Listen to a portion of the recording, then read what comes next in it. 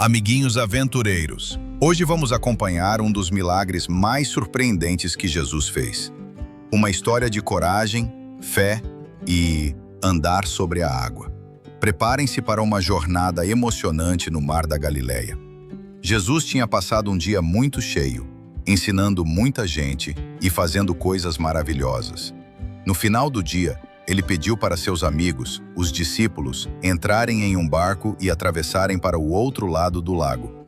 Jesus precisava de um tempinho para orar sozinho em um lugar mais calmo. No meio da noite, enquanto os discípulos estavam no barco, de repente o tempo mudou. Uma tempestade muito forte começou a soprar, com ventos uivantes e ondas gigantes que balançavam o barco de um lado para o outro. Que medo! Os discípulos eram pescadores experientes. Mas aquela tempestade era tão forte que eles ficaram apavorados. A água jogava para dentro do barco e eles achavam que iam afundar. Eles lutavam com todas as forças para controlar o barco, mas parecia impossível. No meio daquela escuridão e da fúria da tempestade, os discípulos viram uma coisa inacreditável.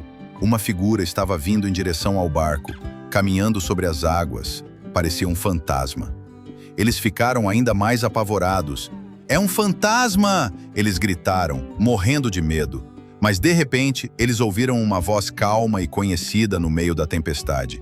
"Não tenham medo, sou eu."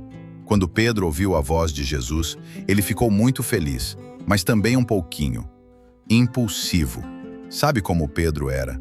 Então, Pedro gritou para Jesus no meio da tempestade: "Senhor, se é o Senhor mesmo, mande que eu vá até você andando sobre a água também." E Jesus disse uma palavra simples, mas poderosa: "Venha!"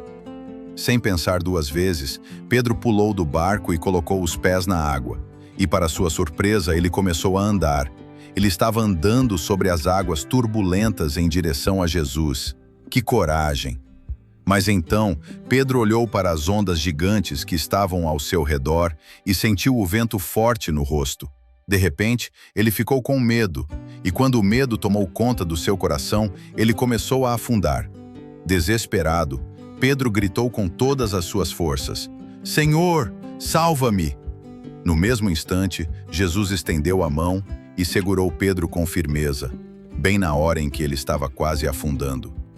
"Homem de pouca fé", disse Jesus com carinho, "por que você duvidou?"